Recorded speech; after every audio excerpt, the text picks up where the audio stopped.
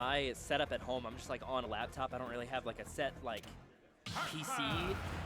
So there was like a couple games I was like wanting to run really badly, and Rivals of Ether was one of them, and like my computer just cannot handle it. I've seen a lot of setups where you just turn the settings down and you just make that work. I've seen people play it on Steam Deck for events too. It's pretty crazy. All right, Xero versus Kipp. I think both of these players were like top 3 for Squad Strike, and I got the chance to play Kipp in winner's side bracket for myself. So obviously, this is winner's quarters. You can tell how that went. But as we're jumping into this game, Pac-Man versus Ness. It's going to be an interesting game because these guys got some really good normals, and then Ness just presses buttons, is aggressive. Pac-Man can be taking more of the back seat and kind of keep you at a distance. So I'm interested to see how this dynamic breaks down for these two, because this is best of 5. We got a long set ahead of us. We do, especially if Kipp decides that he wants to kind of sit behind that hydrant for a little bit. Yes. But yeah, Xero not really giving him much opportunity, kind of forcing the issue. Gonna find that nice yo-yo down smash at the ledge to send Kipp off stage. Kind of what you expect from Ness. It's kind of one of the staple buttons. I think it's definitely going to be up to Kipp to kind of figure a way around that. I mean, you got like the power pellet side B. Trampoline can probably help you maneuver, but you have to be careful with it. Yeah, I mean, you're also just able to stall very long off stage as Pac-Man. So whatever you can do to maybe even just like run the move out of time to get back to ledge. Like, oh, gonna find the bell off the 2-frame into that down smash.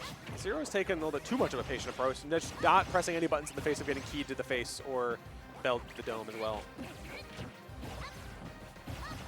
Yeah, and maybe some follow-ups as well, coast to coast. Some Pac-Man buttons. I like that, actually, the fake out with the Galaga to like get some positioning and then just a ton of percentage. Yeah.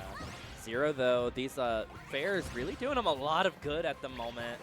And here we go. There's that down smash again. You can't be going straight back up to ledge. You gotta stall just a bit. 2 for 2 are now on those. I expect to see a lot more of it this set as well. 57% of your second stock is Xero. So I'm kind of pretty with that. Kipp kind of has a lot to deal with from here. It could be a little bit tough to get a consistent stock here.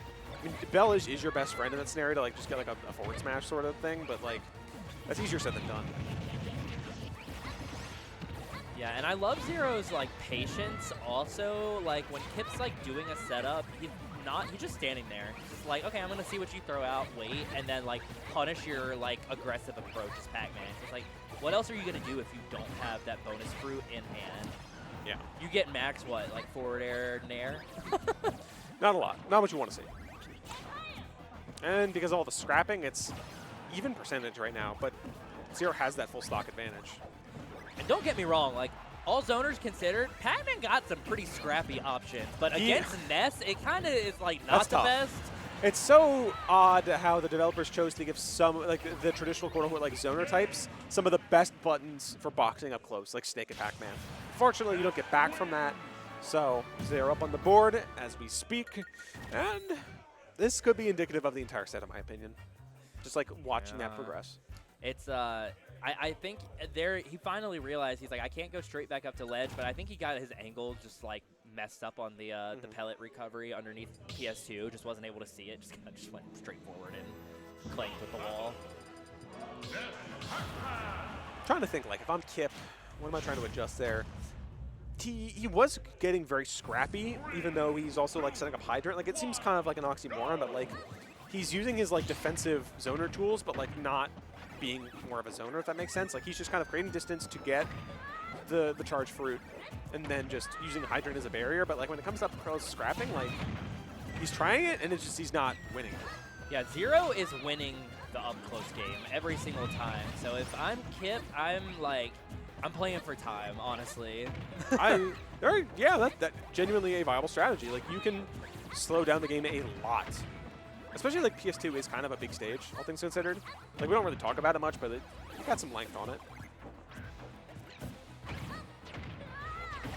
Find a nice couple of up airs there, but really, you know, we haven't seen like a ton of damage. Like we're at 100%, but like unless Pac-Man gets some sort of like bonus fruit confirm, we're not like gonna see a kill unless we get an edge guard or something. I'm Kipp. I'm trying to figure out when he's going to do that uppie and just run into the PK Thunder so he doesn't get it. That's a scary situation. It's very scary because like then 81, if you get hit by the tackle, it's just game over. But like, yeah, finding that key. Oh, picking up the key. Dude caught the key mid-toss. That's No wonder he's a baseball bat. Get that kid on the Yankees. What the heck, man? So here's the keys to your new apartment. Boom. Comes with a fire hydrant too, apparently. Yeah, and I mean, like, 7. here we are. Like, Zero's at 177, and like, what are you gonna get off of the grab? Like, unless you get turned around back here. But wow, gotta find some nice cheeky apple setups. Yeah, I gotta say, like, Pac-Man players know every weird oddball setup in the book, man. Like, it's so fun to watch. It's just genuinely, like, it's just so weird. And then you get yo-yoed, so it's like, now we're back to even. But even then, like, yeah, like, they have some weird setups. The very stuff like you don't see often. So when they break it out, you're like, that's a thing? Like, that's just not something you see in a lot of normal gameplay. Yeah, there are like some zoners in the game where it's like it's the same plan over and over again. Like if you get Samus, you're like, oh, I'm sitting over here, I'm charging my charge shot, I'm throwing out maybe like a rocket. But like Pac-Man, if you think that Pac-Man is boring, like the amount of different things that they are able to do every time they charge bonus fruit is crazy. Like you never know exactly what to expect. All right, got some Galaga on deck here, but not quite, getting anything off of it. What a back air action, though. I kind of sit there, charge that bonus fruit. We got Key. What's important is that the fruit does not get absorbed by Magnet at all. Some projectile, like energy projectiles, get absorbed and lose HP. Doesn't fit into that category, so it does get to fight another day. Where are we going, boys? Yeah, here we go. Like the up B strat getting back to the ledge has been working a lot more, but there's only so much you can do if you're gonna roll and get back thrown. I think the eagerness of Kipp to try to get back to stage, forcing that get-up attack, just allows him to get blasted. Okay, off the top, no kill sparks, but we take those. Even game between these two now. One stock apiece, 0%. I also just want to point out that Kipp is running the Warner tag. Respect that hustle, Respect the hustle. We like the homies. Warner getting a shout out here. What university is SU? That's gonna be Virginia? Shenandoah University. Okay, I was about to say, like, you were. I drove by the Shenandoah on the way here. It's very nice, very pretty. Yeah. I love the view of mountains. Yeah, that's gonna be like the main scene for like Ultimate like Rivals server. So a lot of people from like West Virginia, Pennsylvania, and then that kind of like Winchester area and Virginia all kind of coming together. Makes sense. Yeah, Xero trying to find this ledge trap. Both of them kind of getting sent off to the opposite sides, but gonna find a bell. Whoa, picking up the bell again. I gotta say, Kipp is so bold for charge, like letting himself lower down and charge fruit when he knows that. Okay, back throw by the way. And when he knows that certain death via the yo-yo is just like right there. So like, that's a little bit rough there. Now Xero kind of firmly positioning himself alongside in this winner side bracket. You need one more solid game, and you punch yourself in the winner semis. So Kipp definitely need to take a second to just consider the kind of like pressure that's going on here and like what you can do to adjust, because again, like you're getting close. These are last stock games. It's just a matter of like, what adjustments do I need to make to get myself in here, because I'm on my winner side game right now. Yeah, and Kipp is making the adjustments, but it's like you said, it's kind of like the eagerness, right? Like you get put in these like situations, Zero's looking for an option, and you're running right into what he wants. You got to think about it for like a millisecond more.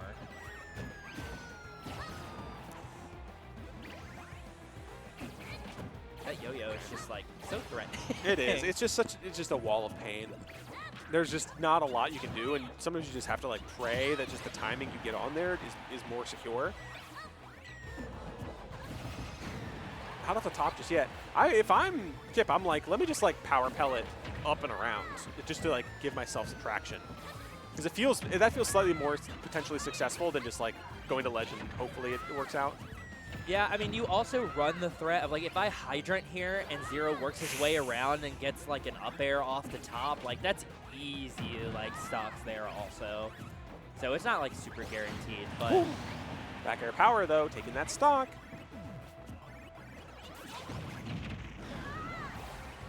Kipp just charging the fruit, looking for Bell. Xero waiting it out.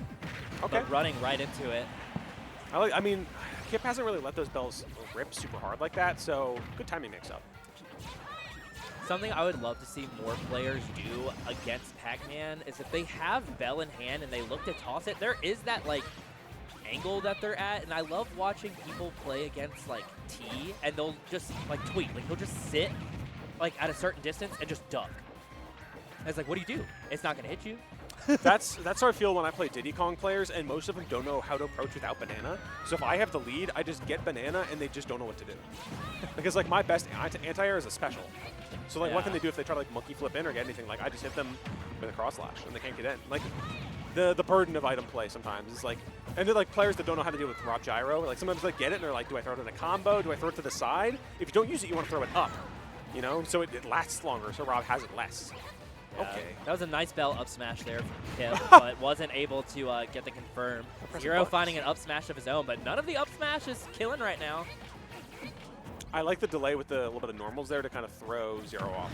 Right, and that's really what we needed that first game also. Like, this would have been maybe a different story if this had been, like, 2 games ago. Yeah. But, yeah, item play, always crazy. I've always felt, like, carried, like, by Villager. I've never really learned item play because I'm like, I'm just going to take this from you, and neither one of us are going to use this. Denying your opponent resources is a tried and true classic dash attack, though. Ooh, interesting. Kipp, though, not far behind, Xero at 141%. So if we're able to get a nice little confirm here, could be even things up. One good back air. I don't even know if back air would kill center stage. Center stage, maybe not, but as they're kind of dancing back and forth here near the edge, probably. And those like diagonal PK fires off the platform have just been like a burden to the entire set also, because the way Kipp is placing the hydrant, it's like in the middle of the stage, and it's destroying the hydrant. Even just a raw back throw doesn't do it there. I would have pummeled. You got some pummels in you. At like 180, you could pummel like 5 times. There you go. Now you're on 210% though. You gotta be killing earlier than that. Especially now that you're down 90.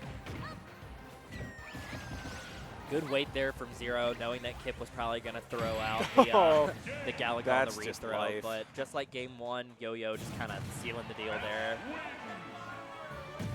Xero cleaning it up there. Just the power of Yo-Yo does so much legwork there for that matchup, because it's like it's an easy way to just get stocks with your opponents off stage. Yeah, very commanding set there from Xero.